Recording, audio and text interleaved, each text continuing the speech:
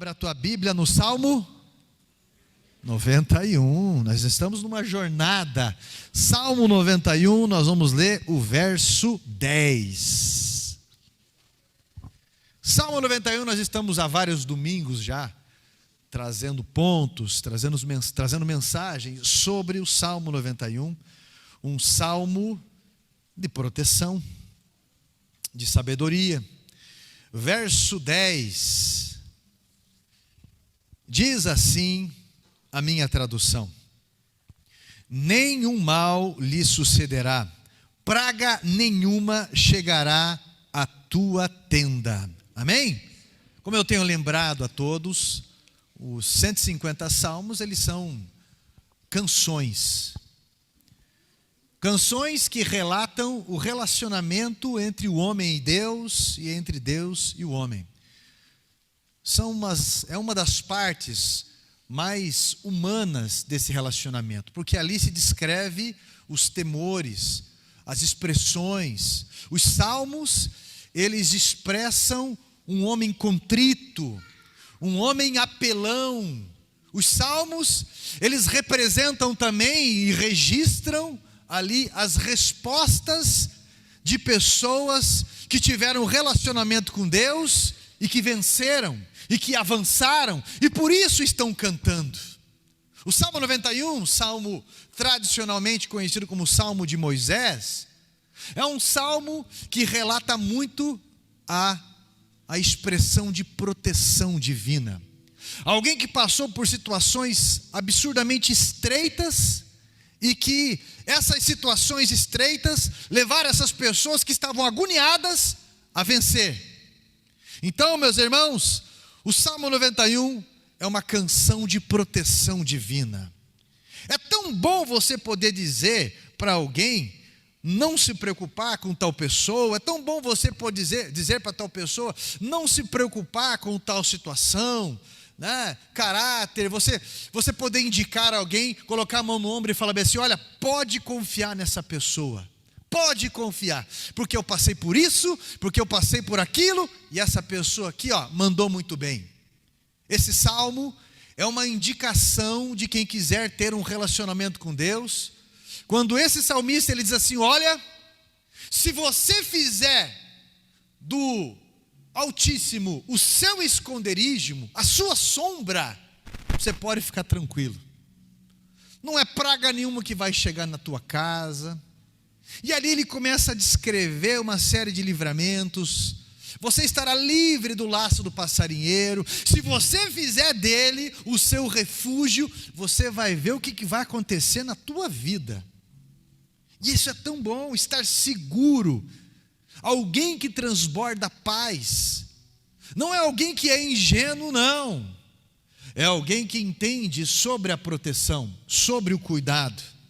O salmista, tanto Moisés quanto Davi, sabiam o que era ser guardado por Deus.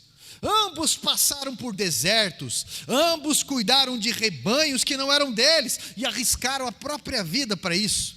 Ambos foram guerreiros e também poetas, pois eles tinham a segurança em um Deus a tal ponto de cantar a própria esperança. Nos altos e nos baixos, eles aprenderam a se refugiar em humildade no abrigo e na honra desse Deus Altíssimo. Na teoria, se diz ser um salmo de Moisés, mas é o que nós acreditamos, embora ambos são dignos pela história singular da intimidade com Deus. Mas no verso 10, o salmista cita a promessa de que praga nenhuma chegará à sua casa. Amém? E eu separei alguns pontos para serem observados aqui. Primeiro ponto: eu preciso entender que praga era considerado no Velho Testamento um julgamento de Deus. E ainda eu preciso prestar atenção nisso. Praga no Velho Testamento significava uma punição de Deus. Praga no hebraico significa doença ou ferida. Quando Israel, por exemplo, saiu do Egito, depois de 400 anos lá, 120 e tantos anos como escravos, por 40 anos eles moravam em tendas. Por 40 anos eles entendiam ou estavam sendo educados que existiam alianças que precisavam ser mantidas. Mas aquele povo tinha uma mentalidade escrava, aquele povo tinha uma mentalidade rebelde, ingratos. Portanto, as pragas serviram para a educação, para que a nação se alinhasse em obediência, para aprenderem a viver a bênção e a provisão de Deus. Casamento é bom? Meu Deus do céu. Quem falou sim aqui? Minha esposa falou sim.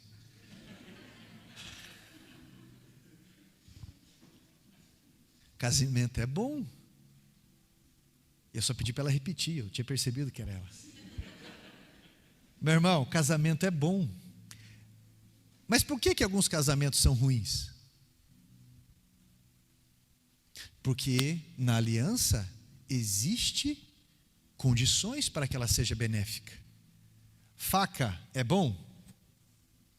Sim, para você cortar uma carne. Agora, faca pode ser ruim se você se cortar. Rede social, celular é bom?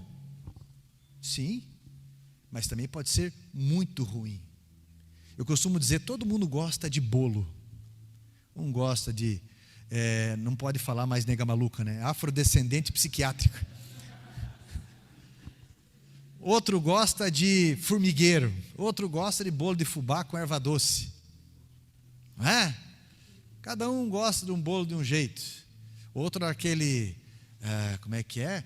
Milho cremoso, é isso, né? Milho cremoso, eu gosto muito. Mas e se em vez de eu colocar fermento, eu coloco cal ali no meio? Vai dar muito errado. E se em vez de no casamento eu colocar respeito, eu coloco desrespeito? O que vai acontecer? Em vez de o casamento ser uma bênção, vai ser um tormento. Não é? Ter pai e mãe é bom? Mas para alguns por que não é? Porque o pai que deveria cuidar é o que violenta, é o que machuca. Então eu preciso entender que para que essas alianças sejam benéficas, eu preciso andar por um caminho disso, um caminho de lealdade. Eu preciso entender. E aí, algumas situações educativas nas nossas vidas, elas vão nos preparar para que as coisas sejam benéficas e não maléficas. Quando você vai para uma autoescola, por exemplo, você vai aprender na autoescola a direção defensiva. Porque além de você saber guiar um automóvel, você precisa ser prudente, porque a carteira de motorista, ela é um porte de arma. Porque se você não tomar cuidado, você se mata e mata uma família inteira, mata outras pessoas. Isso é importante eu entender. Então Israel agora não era mais escravo, era rico. Israel agora não era mais pobre, aliás, era rico, não era mais escravo, agora eles eram pessoas livres. Mas uma pessoa com muito dinheiro pode ser uma arma contra si mesmo. Uma pessoa com muito dinheiro, se você pega um dependente químico no seu auge, e ele vai pegar muito dinheiro ali, no que ele vai gastar? Exatamente. Então nós precisamos entender isso. Deus estava ensinando o povo a fechar as portas para os demônios, através da obediência. Pastor, mas ser obediente parece que é um negócio muito... Sabe, pastor, eu sou livre. Sabe aquele símbolo da anarquia, que é aquele redondinho assim, e aquele A que sai para fora das linhas? Aquilo significa anarquia. Os punks usavam muito isso, né? Usam, e eles falam que isso é liberdade. Mas eu preciso deixar registrado que o mesmo muro que me limita é o mesmo muro que me protege. E isso é importante. Algumas pessoas ficam com o entendimento preso na limitação. Eu achei interessante quando alguém chegou para mim e falou bem assim: ô pastor, me diz uma coisa, você é daquelas igrejas que não pode nada? Como assim não pode? Pode femer, pode fumar, não pode beber, não pode isso. Falei, não, pode qualquer coisa. Como assim? Não. Você precisa entender que eu não faço porque eu tenho consciência dessas coisas. Entendeu? Como é bom você não precisar acordar de madrugada para acender um cigarro por causa da ansiedade. Como é bom quando você está abatido por alguma coisa, não precisar dopar a mente com álcool, por exemplo, entorpecer e atormentar os próprios juízos com isso. Você não faz porque você é proibido. Você não faz porque você tem consciência. E a palavra de Deus, ela nos dá consciência dessas coisas. E isso é importante entendermos. Então, algumas pessoas, eles entendem só o ângulo da limitação, enquanto Deus está nos educando para sermos pessoas conscientes. Meu irmão, o caminho da obediência, Israel precisava traçar com sabedoria. Meu irmão, se eu não, por exemplo, um limite, ele me protege. Se eu não estiver bem, às vezes estou com uma dor de cabeça, eu tomo 40 gotas de dipirona ali, geralmente, isso já ajuda. Mas se eu tomar 120 gotas de dipirona, vai fazer bem para mim? Por mais que eu tenha tem uns que tem umas cabeças, né, que caixa d'água, como diz, né? Eu vi como vocês dizem, brincaram, sabe aqueles filtros de barro? Falaram que o rapaz estava com filtrocefalia, desse tamanho a cabeça dele. Mesmo assim, então existe até onde aquilo vai fazer bem para mim e até onde aquilo pode fazer mal para mim. A desobediência de Israel gerou pragas para eles.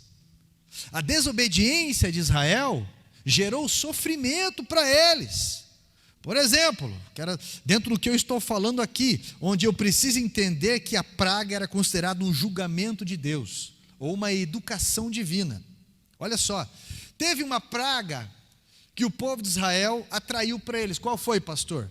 As serpentes, como a consequência do pecado da murmuração, por exemplo. Aquele povo se tornou tão murmúrio, que a Bíblia diz que Deus permitiu com que serpentes estivessem no acampamento.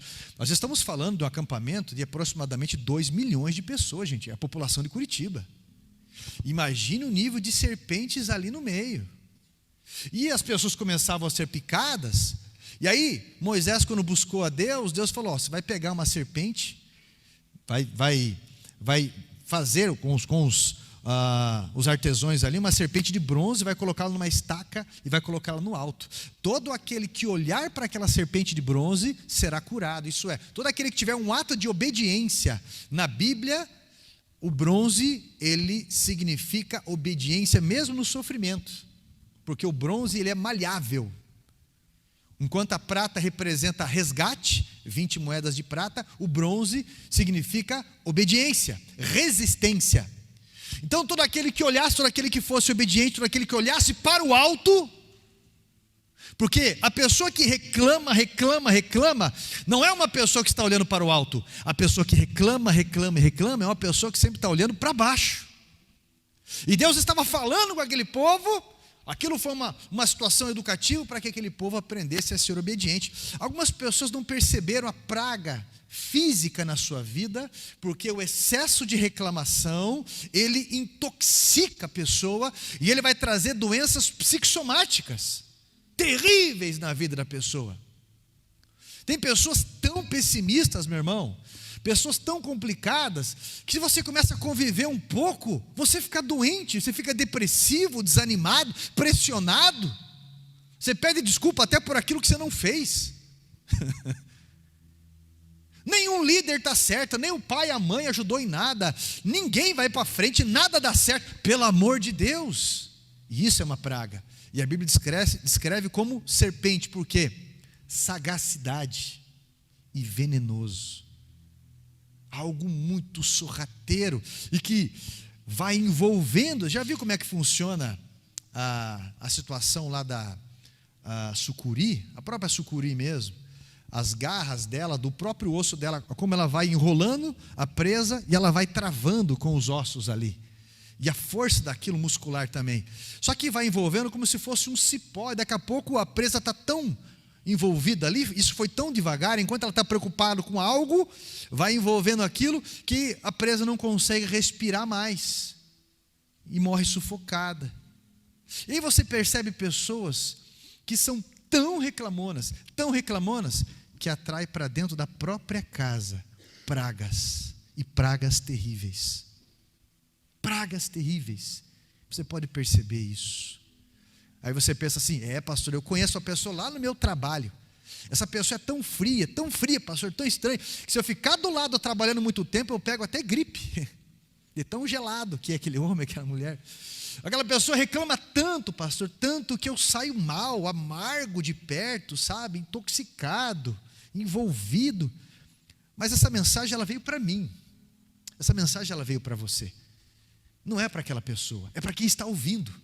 E eu tenho que refletir agora se eu não sou uma pessoa tóxica diante de pessoas que reclamam demais. Não importa se você é mulher, e falando português, claro, vai descer para você. Não importa se você é homem e está passando por um período de abstinência, seja o que for. Não importa, meu irmão, o que for. A maturidade vai fazer você olhar para a visão do que vale a pena. A maturidade vai trazer a tua ótica, o ângulo da esperança. Jeremias, porque até a Bíblia tem um livro de lamentações. Todos nós passamos por momentos de lamentações, e até a Bíblia tem um livro de lamentações. Só que, porém, a Bíblia vai descrever para nós um versículo que Jeremias deixa bem claro. No meio daquele caos, ele diz bem assim: quero trazer à memória aquilo que me dá. Porque uma pessoa sem esperança é deprimida, doente, e doente na alma. Doente na alma. Esposas que não ganham o elogio dos seus maridos, maridos que não têm uma admiração da sua esposa. Ele olha para aquela mulher, parece um poço de insatisfação, nunca está satisfeito com nada. E aqueles maridos que a sua esposa não tem um elogio, e aí ficam neuróticas, porque nunca está bom, nunca está legal, nada, nunca alcança. Então é muito importante entendermos que algumas pragas nós temos que tomar cuidado, senão iremos atraí-las para dentro da nossa casa. As fases que nós temos passado na vida, nós precisamos prestar muito atenção, porque o pecado da rebeldia não é contra principalmente pai, mãe, homem, mulher, pastor, não é principalmente aí. Essas pessoas são figuras do nosso relacionamento com Deus, e isso atrai muitas situações negativas na nossa vida. Cuidado com isso, meu irmão, muito cuidado. Amém? Segundo ponto que eu quero que preste atenção: muita gente fica com medo do diabo, quando na verdade precisa estar com medo do pecado. A Bíblia diz que o salário do pecado é o quê? Há muita gente que não tem temor nenhum de pecar, como se o pecado fosse apenas uma figura ilustrativa do mal que vai acontecer como consequência. Mas isso é muito sério. Toda vez que se peca, alguma coisa morre na tua vida. Toda vez que se resolve se rebelar contra Deus, ou contra um princípio de Deus, ou contra alguém que está no rumo de Deus, alguma coisa na sua vida vai morrendo, vai entrando em um cárcere.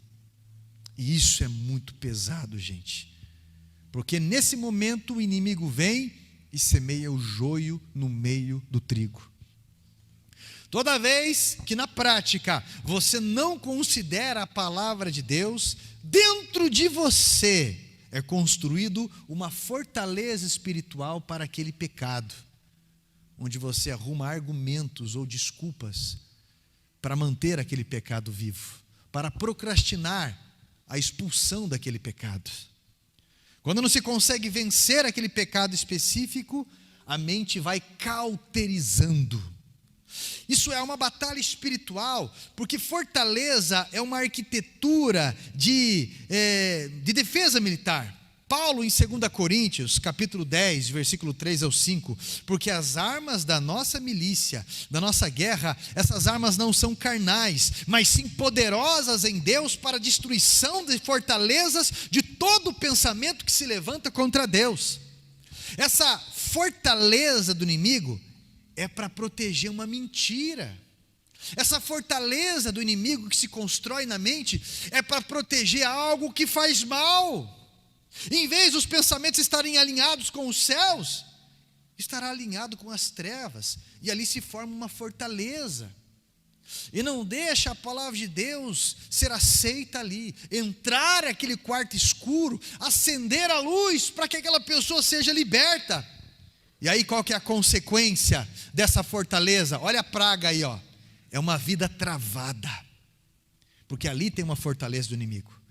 A pessoa pode ganhar dinheiro, mas a questão dízimo não vai entrar no coração.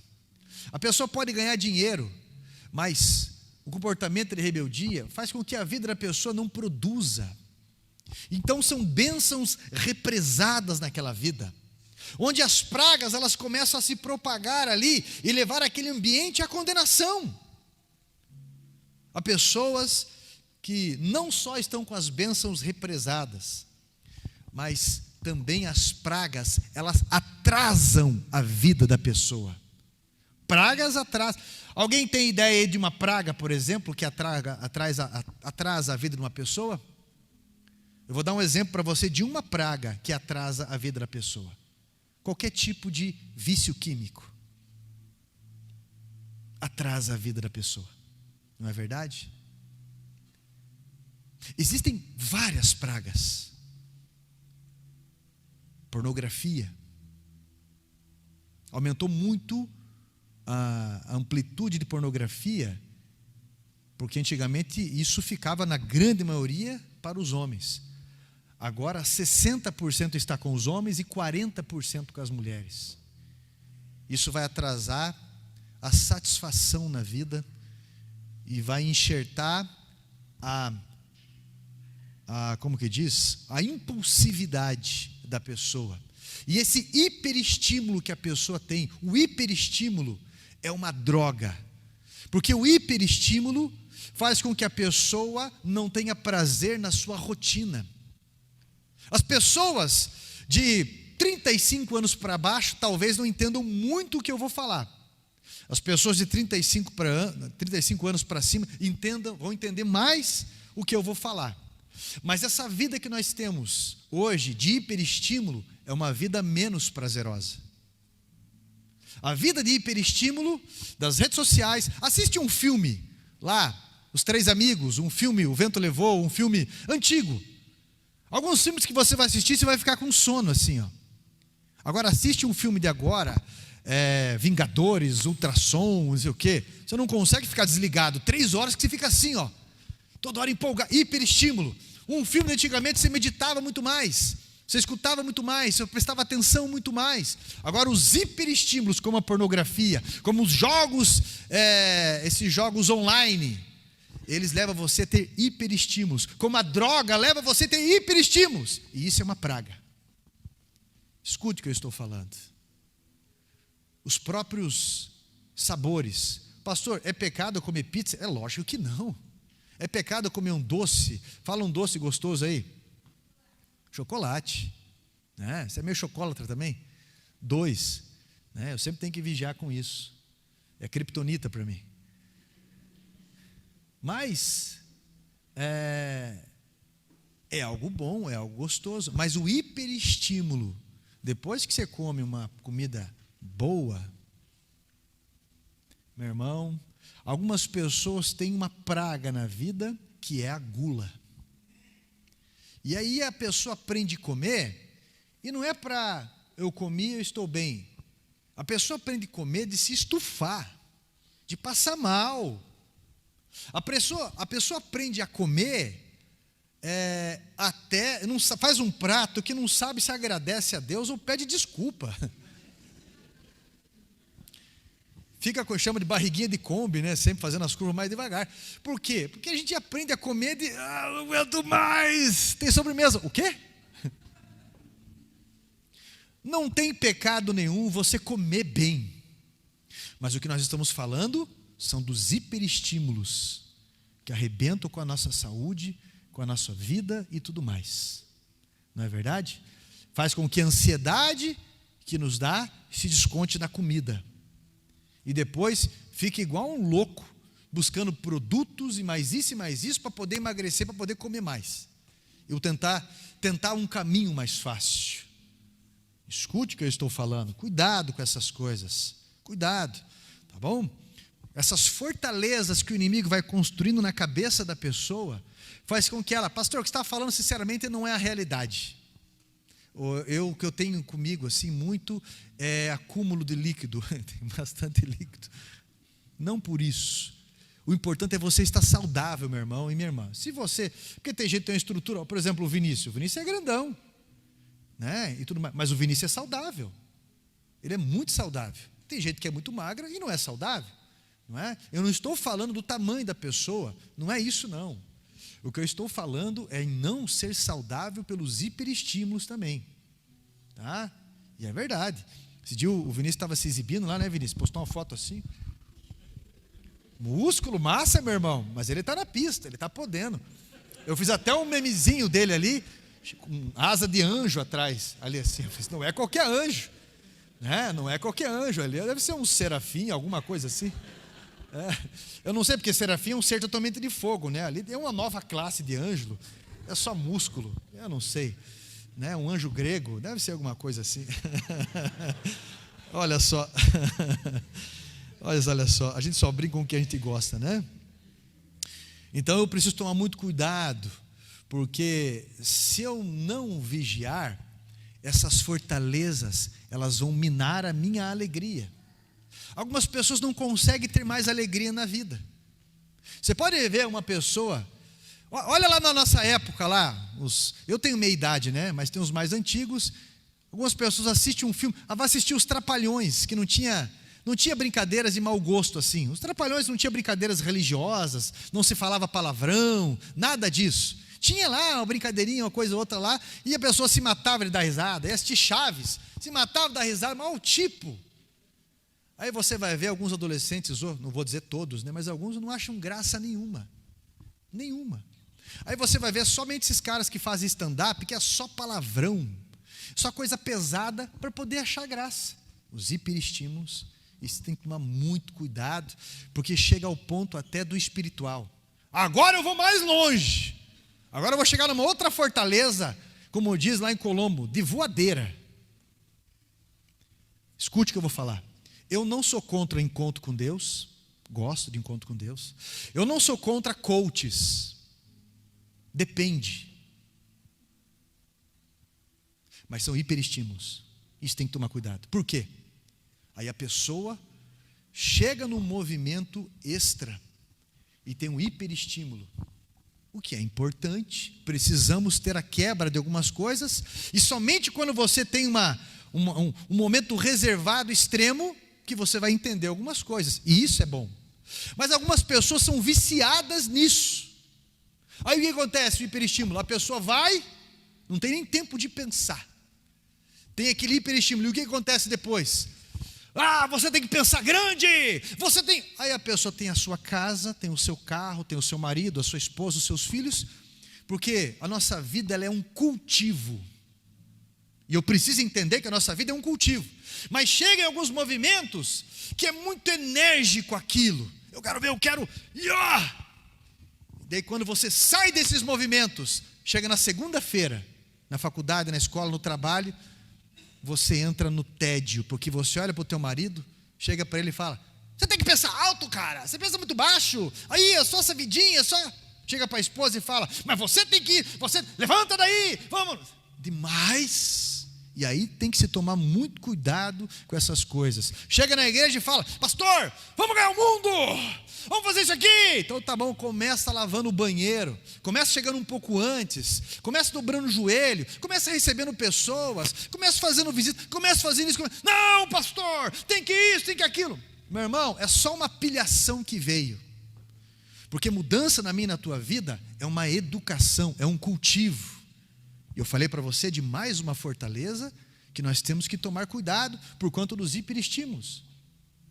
O que eu acredito? Pastor, você acredita em projeto de vida? 100%, eu ia falar 110%, mas não existe. 100% eu acredito. porque o projeto de vida alinhado com a palavra de Deus e atitudes vai trazer resultados na minha vida. Eu não tenho dúvida nenhuma a respeito disso. Em Êxodo, a Bíblia fala que eram 10 espias.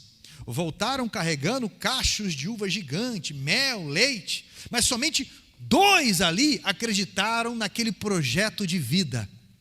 Quem que permaneceu até chegar na terra prometida?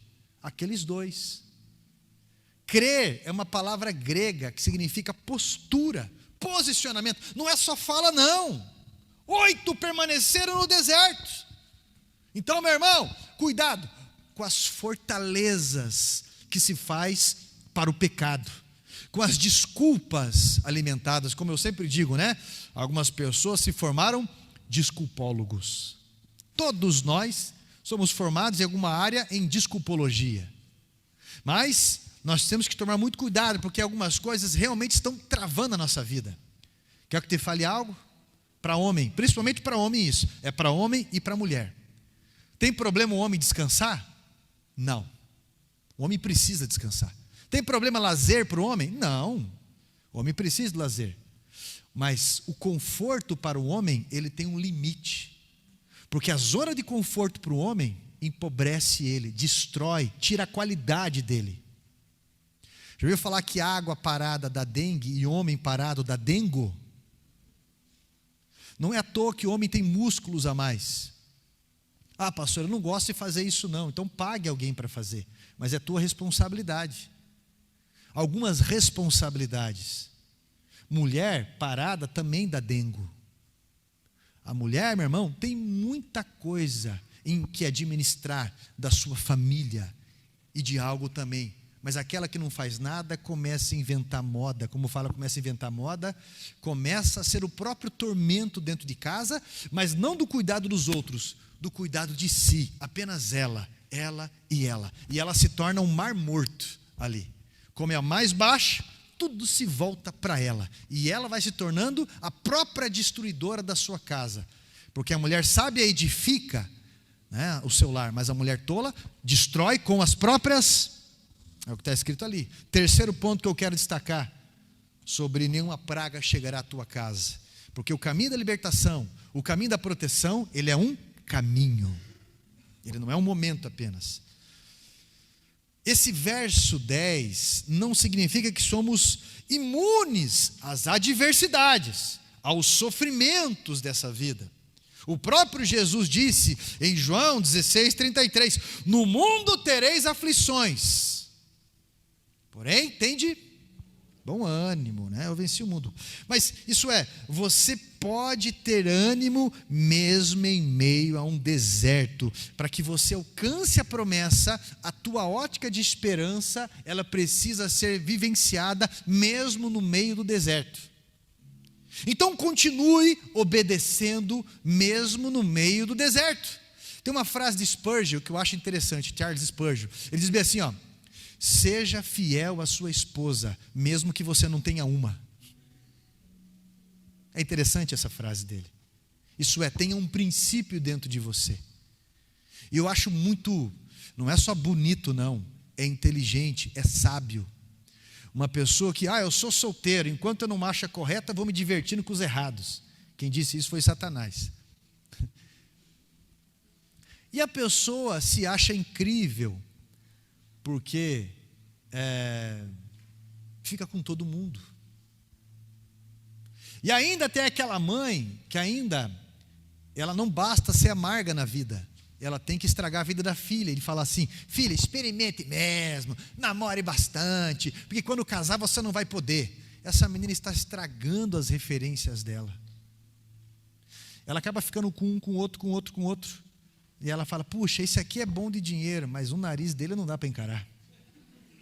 Esse outro aqui, ele é bonito de rosto, tem dinheiro, mas o hálito dele, meu Deus, aquilo é direto do inferno. Esse outro aqui é bonito, olha, o nariz legal, tem dinheiro até, mas a mãe dele não dá. Meu irmão, não adianta você achar que você vai encontrar alguém que, no começo até parece, porque todo mundo quando conhece alguém no começo quer disfarçar quem é. Porque a pessoa se autorreprova mesmo. E se você for casar com alguém que já passou dos 30, ou essa pessoa já está separado, ou já tem um filho, ou tem algum problema psiquiátrico. Geralmente tem alguma síndrome, alguma coisa assim que acompanha. Né? Alguma coisa. Mas meu irmão, vai casar com alguém depois dos 40, dos 50, e já tem neto às vezes, né? Já tem aquelas memórias de ex, de coisa e tal, que não pode ficar falando, né? Então, meu irmão, você não vai achar alguém que, é dificílimo. A pessoa está com 55 anos, nunca namorou, nunca casou. É estranho. Então, tem alguma questão psiquiátrica ali que tem que ser destravada. Né? Hoje em dia tem síndrome para tudo, até da perna acelerada, eu sempre falo isso. Né? Eu tenho a síndrome da queda de cabelo, estou tentando resolver. Né? Então, meu irmão, no mundo nós vamos ter aflição, mas nós precisamos ter bom ânimo. Não existe um relacionamento fácil, não existe fé fácil, não existe nada fácil. Nada fácil. Continue obedecendo, mesmo no meio do deserto. Você vai moldando as pessoas ao teu redor e vai sendo moldado. Pastor, mas se no meio desse deserto eu morrer, o máximo que a morte pode fazer para um cristão é entregá-lo a Cristo. É isso. Onde você não vai precisar nem de fé mais, porque estará com o próprio Cristo. Olha, o maior dos livramentos está conosco. Jonas, dentro da barriga de um peixe grande, nos ensina que nós aprendemos que nós nunca podemos achar que é tarde demais para orar em alguma situação. Nunca é tarde demais para orarmos, mesmo dentro da barriga de um peixe. Muitas vezes Deus não nos livra do problema, mas Deus nos livra no meio do problema. Deus não nos livra às vezes da cova lá com os leões, mas nos livra dentro da cova dos leões.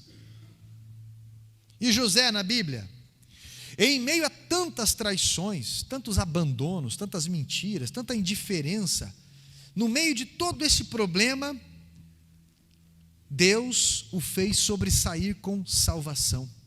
Gênesis capítulo 50, versículo 20. Vós, na verdade, intentastes o mal contra mim, porém Deus o tornou bem, para fazer, como vocês veem agora, que se salve e conserve muita gente agora. Então não desanime, porque é Deus que nos indeniza, é Deus que transforma as situações e as realidades. Meu irmão, presta atenção no que eu vou falar para você. No meio da aflição, não estacione na dor. Não estacione na dor. Eu vou repetir mais uma vez. Não estacione na dor. Eu sou, da pessoa que eu conheço, eu sou a pessoa com mais tendência à depressão. Quando alguém vem falar, pastor da igreja, eu falo, olha, eu sou a pessoa que tem mais motivo para sair da igreja. Mas quando eu olho para a minha vida, eu sou a pessoa que mais tem motivo de ficar na igreja. Não estacione na dor. Algumas pessoas constroem altares para a sua dor. Aí quando você começa a falar assim, não, mas a vida, para você é fácil falar. Você sabe o que é torcer por Curitiba? A única coisa que presta nesse time é a torcida. E olha que torcida, porque basta apenas ganhou um jogo. O torcedor do Curitiba está amargurado, não sei o que, nunca mais torcer para esse time, vou usar essa camisa. Ganhou um jogo, ganhou 2, ganhou 3. Opa, já lota os estádios, já é isso aí, para cima deles, é não sei o quê. Para você é fácil falar, né, pastor? Você é casado com uma pastora? Mas não era. Para você é fácil falar, né? Você vai de carro para um monte de lugar, mas não ia. Uns 10 anos da minha vida, a pé, de ônibus. Eu estava passando na frente do Hospital Erasto Gentner, essa semana com o Eric, meu filho do meio, e eu falei, meu Deus, quantas vezes, moído de canseira, eu vim fazer visitas aqui nesse hospital, era 2 horas de ônibus para vir, fazia as visitas e 2 horas para voltar sem desculpa nenhuma. Quantas e quantas vezes eu fui andando para lugares muito longe porque não tinha dinheiro, nem para passagem, sem reclamar. Eu lembro uma vez que a antiga pastora da igreja, a pastora Ivanilde, chamou eu e falou: Carlos, eu estava indo fazer fúnebres no lugar dela, eu estava fazendo os cultos, indo para um outro lugar, ela me chamou, ela falou bem assim: pelo menos o cartão transporte eu quero pagar para você, escolhe alguém aí. E comprei um mês de uma pessoa, a Joana me passou o cartão dela, e a pastora pagou aquele mês. No outro mês já não pagou mais também. Mas isso para mim não fez diferença nenhuma. Quando eu falo para você, quem quer fazer, vai fazer. Agora algumas pessoas estacionam na dor. Estacionam na dor. Não adianta, pastor. Eu já passei dos 30 anos. Eu já passei do meu auge. Meu marido não vai dar mais atenção para mim. Agora a ladeira baixa. Homens também. Pastor, eu já passei do meu auge. Eu já fui um puro sangue árabe. Agora, pastor, eu sou igual um maverick. Por quê? Já fui veloz, já fui potente, desejado. Hoje eu só bebo. O volante é um mármore do cemitério para virar. Mas não é. Existe a beleza de cada idade. A Bíblia, quando fala de zona de conforto, a Bíblia não vai falar de aposentadoria, não. A Bíblia vai falar de renovo. Conheci a minha esposa, éramos adolescentes. Depois conheci ela, éramos jovens. Depois eu conheci ela era mãe. Depois eu conheci ela, era pastora. Daqui uns dias eu vou conhecer ela, avó. Você nunca para com o renovo. Nunca vai parar com o renovo. Porque o renovo, ele nos renova, ele nos anima. Agora algumas pessoas faz 3, 5 anos que esqueceram de enterrar. É verdade. Eu achei bonito, eu vi a irmã Laudelina entrando ali, de casaco vermelho, batom, combinando com a blusa vermelha, cabelo grisalho, olha lá Roberto Carlos, e ela entrando ali, ela está com 80 e quantos? 83 anos. Ela tem 83 anos, toda vaidosa, de vermelho e tudo mais, esperando o próximo casamento. 83 anos. Aí você vê uma de 26, 20 anos, 26, 17 anos. Minha vida já era. Meu Deus do céu. Ninguém olha para mim, não adianta. Eu acho que eu nunca vou casar. Você olha para um menino aí de, 17 anos, parece que veio de um sarcófago. É verdade. Lembra do Amon-Ra? Transforma essa forma grotesca. Pelo amor de Deus, desanimado. O cara, porque ele casou já. Não, já estamos 15 anos casados, 25 anos casados. Não precisa de muita frescura aqui. Meu irmão, pelo amor de Deus, vai se emperequetar um pouco. Não deixa perder o interesse, não. Isso é importante. Agora, ficar cultuando a dor, pelo amor de Deus, ficar cultuando a aflição, você não sabe o que eu passo. Toda hora, toda semana, eu estou muito cansado, você não entende a dor que eu tenho na sola do pé. Você não sabe o que é isso. Sempre no meio. Meu Deus do céu. Meu irmão, eu olho para uma passagem na Bíblia de um homem que era um dos principais da sinagoga, chamado Jairo. Principais da sinagoga surgiu lá na época de Moisés. Quando Moisés estava cansado, ele estava exausto. Você vai ter dor. Você vai cansar. Ele foi na casa do seu sogro, o Jetro. Rapaz, estou cansado, rapaz, estou estressado. É problema de manhã, de noite. Esse povo, 2 milhões de pessoas, não estou aguentando, não. Não sei se Moisés era meio mineiro. Se fosse mineiro, o sogro dele falava para ele: você é besta, rapaz. Ele falava: besta é você. Ué. Mas o sogro dele, se fosse mineiro, ia ser convertido, porque falou para ele: por que você não pede para Deus sabedoria? Assim como Deus deu sabedoria para você, para outros homens também, para te auxiliar. É verdade.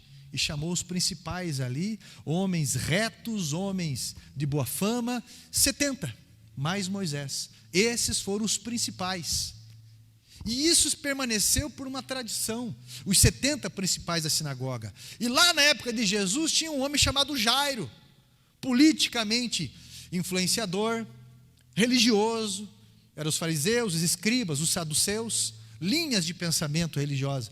E ali, meu irmão, a filha dele estava padecendo, a filha dele estava a ponto de morrer, com febre, ele já tinha feito de tudo com a influência, com a sabedoria. Quando foi até Jesus, tá bom, Jesus levantou e foi. Mas no meio do caminho apareceu um servo e falou: olha, não adianta, não incomodes mais o mestre, porque a tua filha já faleceu. Jesus olha para aquele homem, não olha nem para aquele homem que trouxe a notícia, olha para Jairo e fala: não temas, creia somente. Sabe por quê? Sempre o inferno vai ter uma notícia para tentar desanimar você. Sempre o inferno. Você está fazendo um projeto agora, nós temos um projeto de construir salas aqui, projeto de começar a escola bíblica, eu estava desenvolvendo algumas coisas ali, chega alguém e fala assim: mas esse povo, mas esse lugar, mas e no seu, pastor, o povo aqui não cola, o povo o quê? Não deixa o inferno desanimar você não. Quando Jesus chegou lá, ele tirou de perto, principalmente aqueles que não criam, deixou somente aqueles que estavam crendo, o pai, a mãe, Pedro, Tiago e João, e aquela menina foi ressuscitada. Obedecer a Jesus é porque, se a praga por algum motivo chegou na tua casa, é para que haja algum grande testemunho, porque você vai levantar um altar para Jesus ali de testemunho. Salmo 37, verso 5: entrega o teu caminho ao Senhor, confia nele e ele o mais o fará. Salmo 37, verso 23 ao 26, o Senhor, presta atenção nisso, o Senhor firma os passos do homem bom, e o seu caminho se compraz. Se cair, não ficará prostrado, porque o Senhor o segurará pela mão. Fui moço e agora sou velho, porém jamais vi o justo desamparado, nem a sua descendência mendigar o pão. É sempre compassivo, empresta, e a sua descendência será uma bênção. Então isso não significa ficar de braços cruzados, mas em fé demonstrar toda a sua confiança no poder de Deus, sabendo que o mais Ele fará. Alguma coisa Deus vai fazer quando você se posiciona com fé, quando você derruba as fortalezas do pecado que estão na tua mente, que você construiu, as desculpas velhas para que não haja mudança na sua vida. O Senhor é aquele que firma os nossos passos, quando nós decidimos dar um passo em direção a Ele, porque um passo vai mudar a direção de toda uma caminhada. Não aceite ser roubado pelo inferno. Põe a mão na tua cabeça agora, meu irmão, em nome de Jesus, fecha os teus olhos. Isso, eu quero que você repita comigo isso, acreditando. Coloca a mão na tua cabeça, fecha os teus olhos, diga assim comigo: todas as tentativas do inferno não vão me parar, mas as más notícias também não vão me parar. O desânimo não vai me impedir. As evidências não irão mudar o plano de Deus, pois o poder de Jesus Cristo mudará tudo. Eu vou continuar caminhando em direção ao meu milagre, em nome de Jesus, amém? Essa é uma oração simples, mas poderosa na tua vida. A serpente que mordeu o calcanhar, hoje você tem a oportunidade de pisar na cabeça dela, ter uma postura que você saia da zona do conforto e você começa a experimentar as novidades da terra prometida. Praga nenhuma chegará na sua casa. Se você se rebelou, peça perdão. Se você, meu irmão, fez alguma coisa de errado, se levante antes que o diabo te pegue. Não adianta você ficar se lamentando: porque eu não sou digno, pastor, eu fui no jogo do Corinthians, eu não sou digno. Meu irmão, peça perdão. Eu não sei o que talvez aconteceu na tua vida, mas Satanás, ele quer parar você. E essa praga não pode encontrar espaço na tua vida mais não. Só que algumas fortalezas foram denunciadas, e essas fortalezas precisam ser derrubadas de dentro para fora. É por você. E aí você vai experimentar o novo de Deus, você vai viver o novo de Deus, você vai entender o que é sabor do céu. E aí, meu irmão, você vai entrar numa nova fase da sua vida, pode ter certeza. Amém?